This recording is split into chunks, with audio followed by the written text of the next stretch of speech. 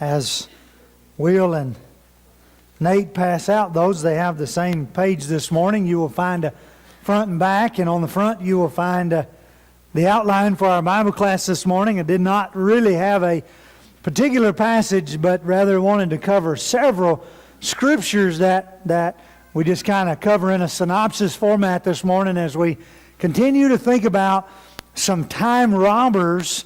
And obviously there are more than these 8, but I want to give you these 8. On the back side of the page, I just call your attention, it is my goal to give you some reading material, be it a page or two, not much, but to give you some reading material for something to do while I'm preaching, right?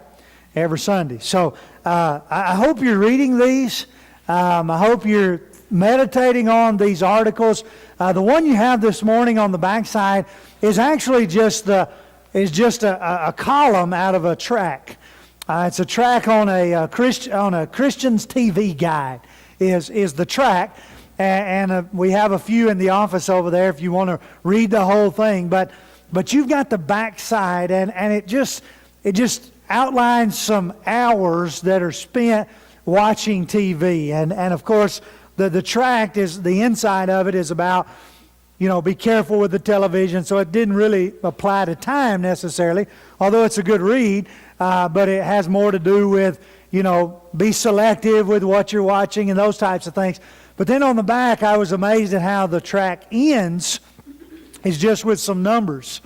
And how that if you just cut out half of your TV time, something like 23 hours there you could add to your week if you just cut out half of it. And so I have well documented my TV time, so I can tell you that I did not watch a lot of TV yesterday. I did listen to some as I was driving home yesterday. Look at there, I had enough finally. If Nate had enough, I had enough. If Nate makes it back for the first Sunday, we had enough. Oh, maybe not. Couple over there. Thank you. We might get there anyway. So take a look at that. Read what Alan Webster has to say there about the television, and of course the emphasis behind that track is giving you a guide. We began talking last week about time robbers. Somebody came up and said, the worst time robber for me is going to do something and forgetting what I was going to do. I wished I had an answer for that, don't you? I don't know. I've thought a lot about that and the humor of it, and this person was being humorous, but at the same time, there's a lot of truth in it, right? We've all done it, regardless of age or gender. We go to do something and we forget what we've gone to do or why we went to this spot or whatever. And as I pondered on that this week and thought about it, certainly that takes away some time, right? Because you got to backtrack yourself and you got to think about, okay, now what was I doing, and why did I come here? And so there you are, spending some time. And I don't know about you, but I'll just speak from my own experience. Here's what I believe that the problem with that is for me, is that I'm trying to do too much. And so perhaps a time robber. We often get into this, and I've just listed 8 of them here. There's 18 or 28 or 58. One of the problems with a lot of my life is that we get into our minds that if we could do more than one thing at a time, we could accomplish more in the day, right? I'm not sure I'm afraid that trying to do more is actually a time robber. Because of this very thing that we laugh about, that we all have been guilty of doing, forgetting what we were doing.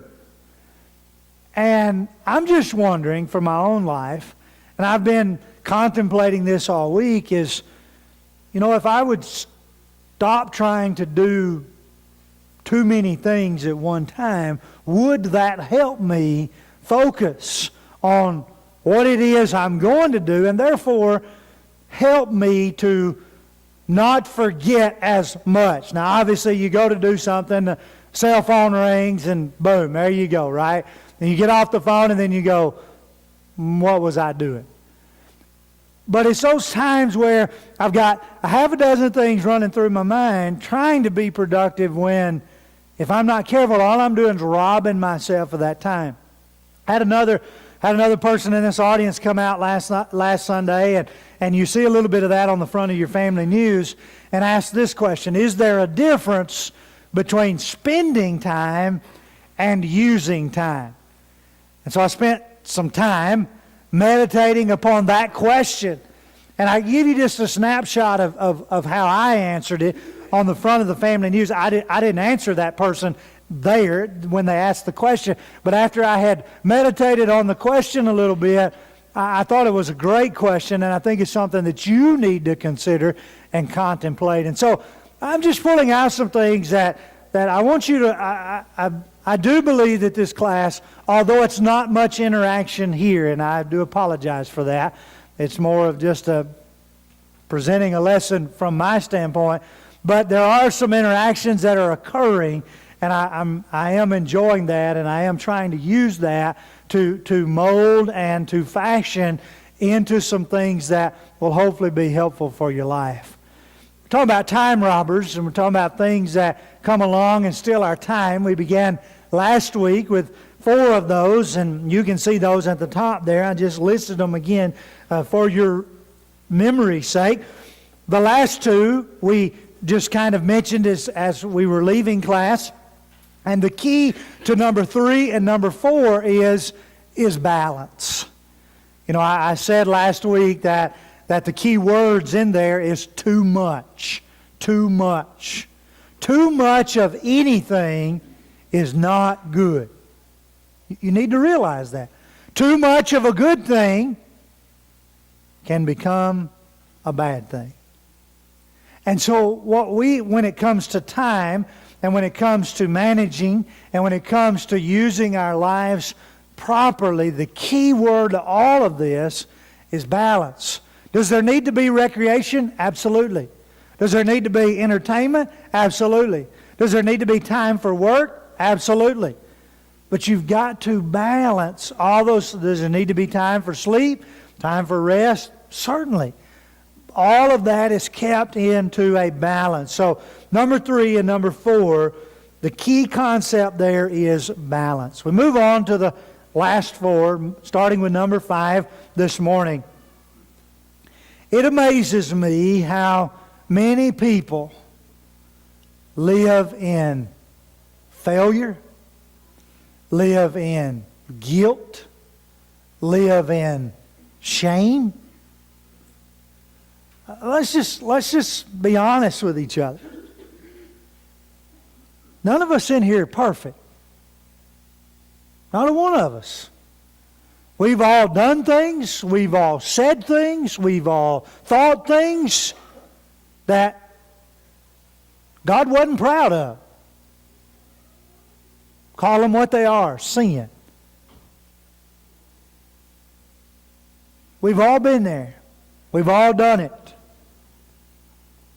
The wonderful reality for a child of God is that upon recognizing that, with the right heart and the right spirit, with a contrite heart, with a broken spirit, I can be forgiven. I can come with a proper attitude and a proper heart because of godly sorrow, not read 2 Corinthians chapter 7, because of godly sorrow, not worldly sorrow. Oops, you caught me, right? No, when I come to God recognizing God always seen me, and not that God caught me. He knew what I done or what I said or how I acted or how I treated someone else or whatever the case. When I come to God because I'm sorry that I sinned against God, like David in Psalm 51, then I can be forgiven, regardless of what the what the sin is, regardless of what the mistake was. You know, I like using that word because it kind of softens it, don't it? You know, we're wallowing in past mistakes. You know, that doesn't sound as bad as sin, does it? So we use that word to soften it so that we can... But, oh, the people, you realize that depression is the number one psychological issue in the United States of America. We live in the richest country in the world. We virtually have everything at our fingertips. I couldn't even figure out how to change a setting on my phone this morning. So what do? My wife says, Google it. Of course. 37 seconds later, I've got my answer, right? I'm ready to go.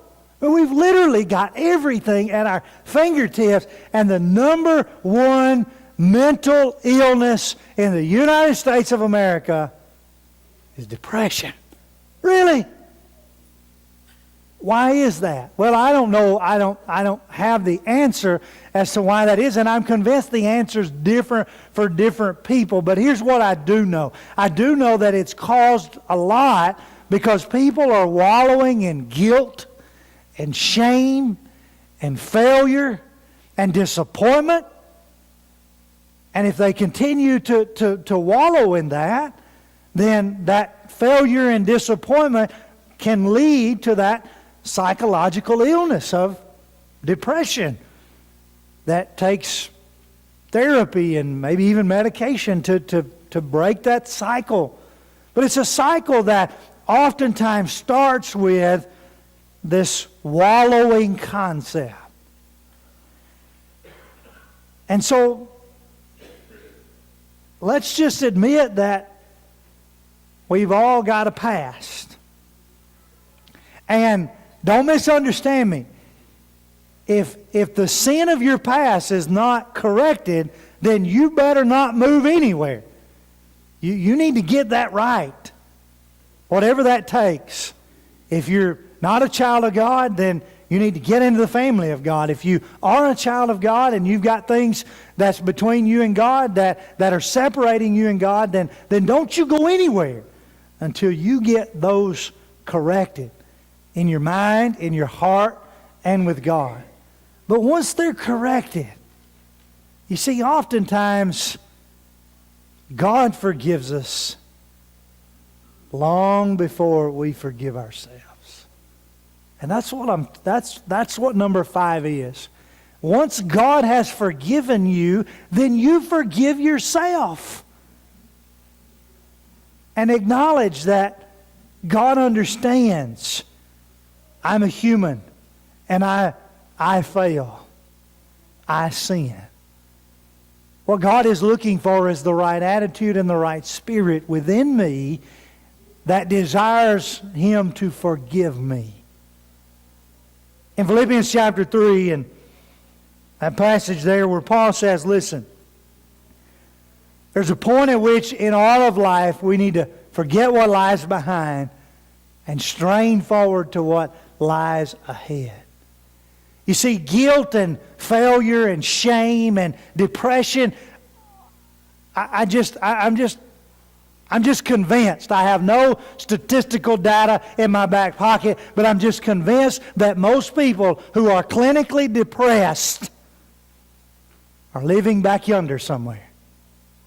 They're living in their childhood, they're living in their early adult life, and they're beyond that physically. They're older than that. They're removed from that, but they won't allow themselves to be removed. And so they're wallowing in that past failure, in that past sin, instead of trying to move forward. And obviously Paul is talking about life here in Philippians chapter 3, and I understand that in the context. He's obviously talking about, he's using this as a motivation and an encouragement for the end of verse 14 there of pressing toward the goal. But remind yourself in Hebrews chapter 8 and verse 12, for I will be merciful toward their iniquities and I will remember their sins no more. Remind yourself of the Bible reading just this morning in 1 John 1 and verse 9. If we confess our sins, God is faithful and just. Did you hear Andy read that? He's faithful and just to forgive us of our sins and cleanse us. Why would you spend time wallowing in past mistakes? Number 6, worry. I'm probably not the person to be up here talking about worry. My hair's not gray because of genetics entirely, okay? It is gray because of some genetics, right? Some of it's got to do with the fact that sometimes I don't let God be God. You ever been there? Sometimes it's because I'm not convinced that God is capable enough, and therefore I want to help Him out or take His place. Worry. Notice what number 6 is in its entirety. Worrying about what may happen in the future. Do you realize that 80% of things you worry about never happen? Never happen. And I'm worried about whatever on Tuesday or Wednesday, and it don't happen. It just, something changes and it doesn't get there. Our family took a trip not too long ago, and there was a hurricane down in the Gulf, and we were going down that direction. What you going to do, right? Well, you're going to worry. You're going to watch the weather, right? I've thought about this a lot since then. The time I spent watching the weather and worrying, and then it just rained on us. That's all it did. Now, obviously, if it's coming your way, you got sense enough to get out of the way. But 3 or 4 days out, they don't have a clue where that thing's going, right? And so we spend time, concerned. We spend time worried. We spend time anxious. Anxiety. People take medication for anxiety. And don't look to me to throw a stone at them, because I've taken it myself. People take medication. It just blowed my mind that I am so anxious and I'm going to have to take medication to control myself. I did. I had to for a while. And so if you're in that spot now, I understand exactly where you are. I'm just wondering how much time are we wasting, and how do we deal with this? 12% of things they tell us that we worry about, we can do nothing about. Do you know how much I moved that hurricane? Absolutely zero. I didn't move it at all. I didn't send it up north so that all it did was rain on me. No, I didn't do that. Did I pray that we would be safe and the Lord would protect us? Absolutely. Did I pray that we wouldn't have to fly in a plane through it or over it or down into it? Absolutely.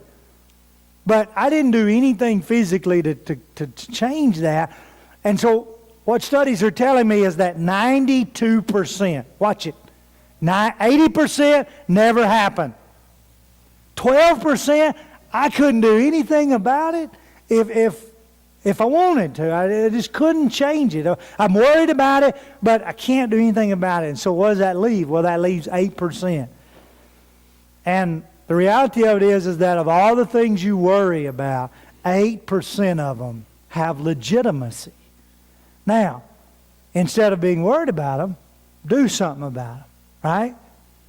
If it's pray about it, if it's try to act in some way to correct it or to affect the outcome.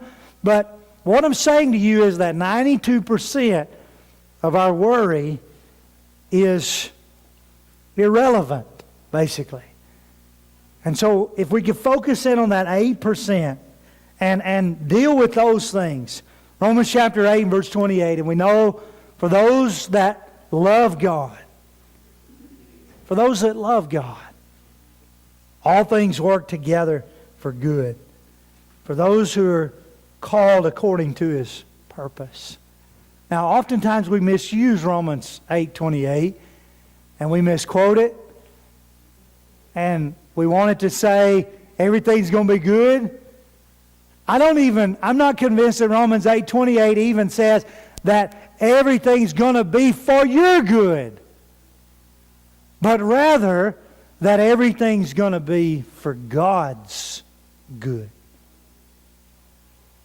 For all things work together for good. But whose good's involved here? And in my mind, God is saying, listen, I'm going to take care of you. I'm going to provide for you. But I want you to recognize that it's not you, but it's me, God says. It's me that really matters.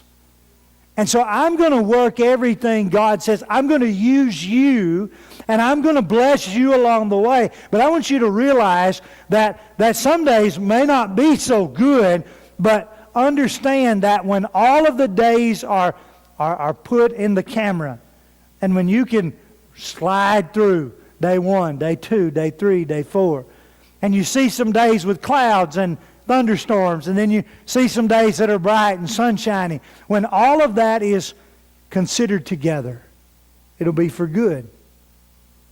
Perhaps for your good, maybe my good, but ultimately for God's good. So,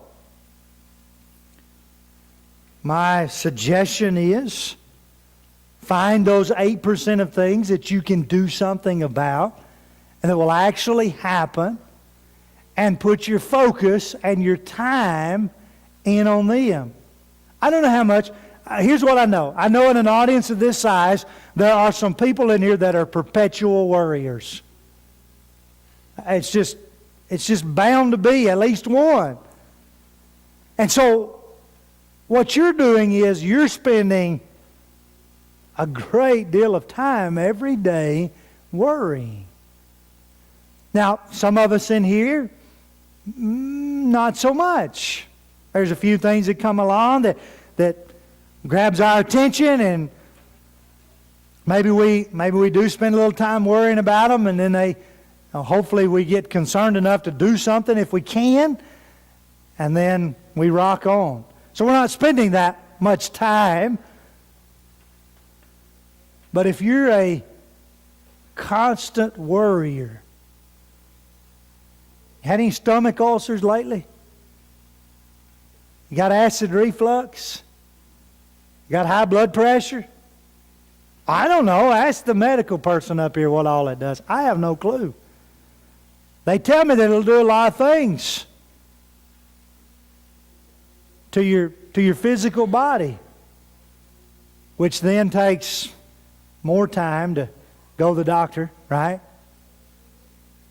So if we could eliminate some of the things that is causing that.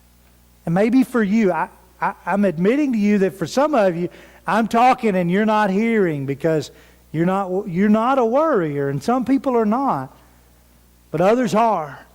And so they're spending a lot of time worrying about what may happen in the future. This is easy to read, right? Philippians 4.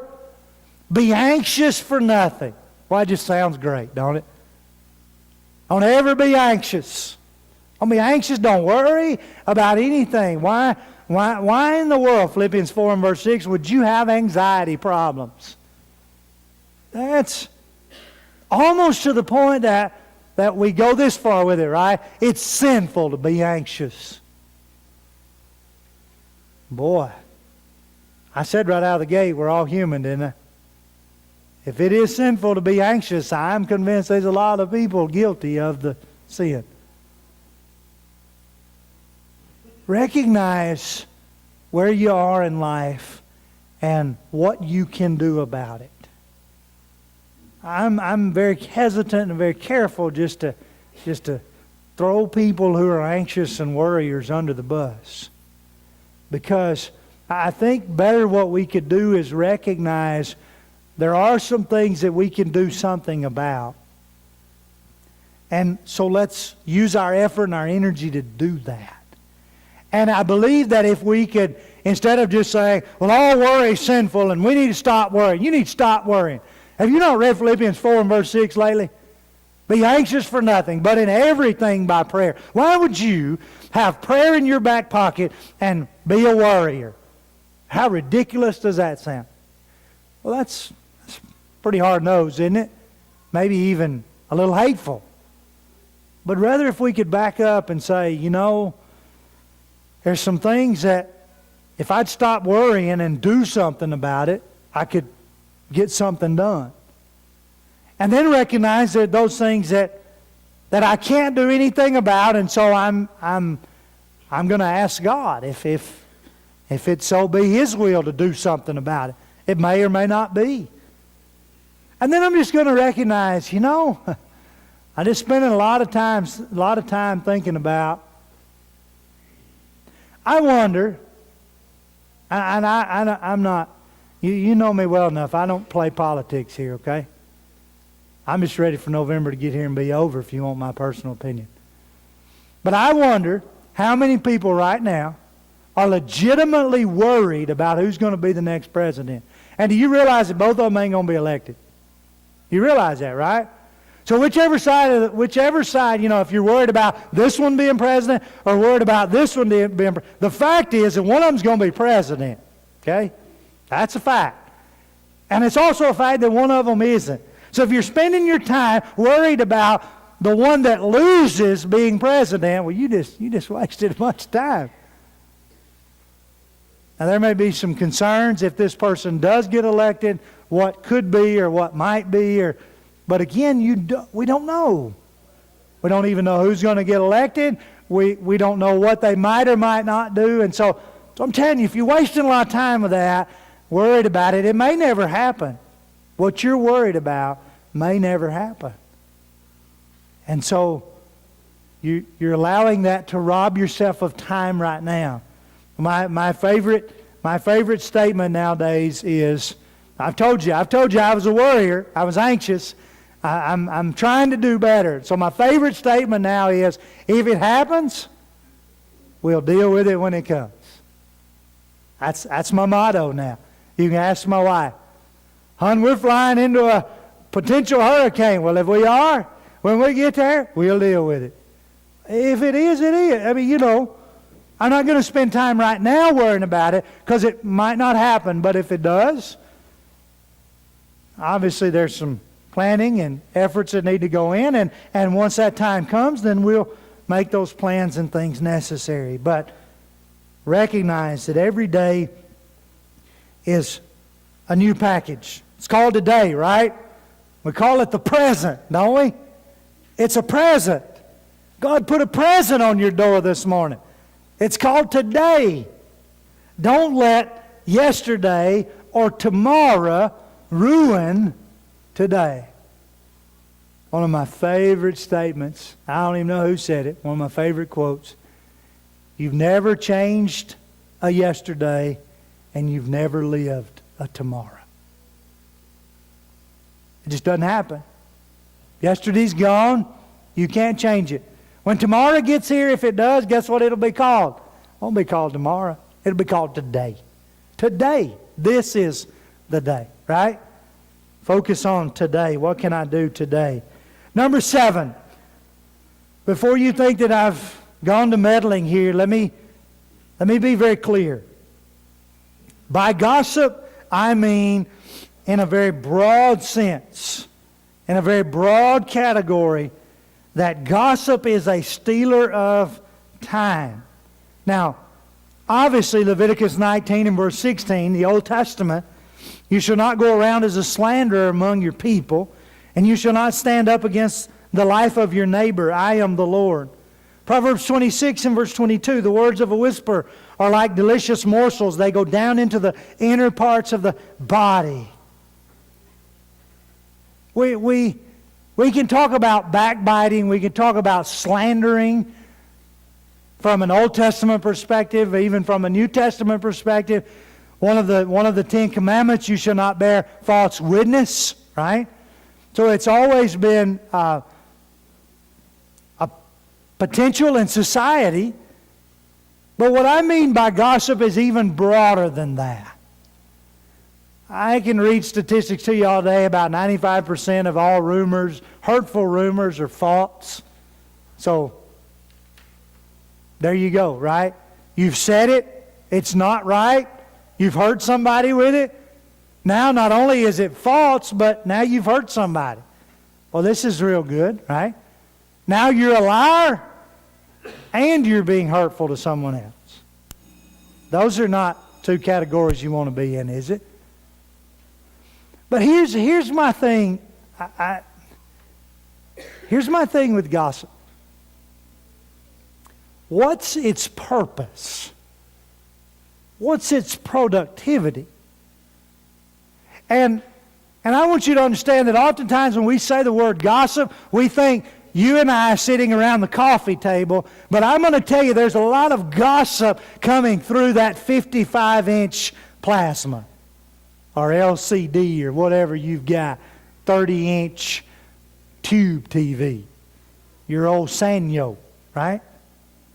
Because a lot of those things, a lot of that coming out of there is not true either. And we're ingesting that. And it's nothing more than gossip. Now, you've got to decide, am I going to, I'm not even saying you're going out and repeating it. Just by taking it in, think about what could be happening in terms of time that you're wasting that has no value. It's not even truthful. That may or may not be hurting someone else. That you may or may not be even active in. You may be passive in the whole thing. But as you're sitting there hearing that, what is it doing? And so, I'm asking you to consider that from a lot of angles, right? And so if it doesn't have any productivity, we go back to that, why do it in the first place? So number 8, laziness and idleness. You read those scriptures there. God has never been pleased with laziness. We are told that idleness, we're going to give an account for that. So we better be careful. Even the words we speak in our idle time, we better be careful with that. We better make good use. We talk about resting and relaxing. And perhaps some people equate that to idleness. But don't allow your idleness to get the best of you or to overtake you. Control it. Balance. Maybe there is a time to be still and know that I am God, right? Psalm 46 and verse 10. So there is a time to be idle. But don't allow your life to be overcome with laziness and idleness. And by idleness there, I'm looking, and that's why I lump it with the word laziness. Robbers. What's robbing you? Find it, eliminate it.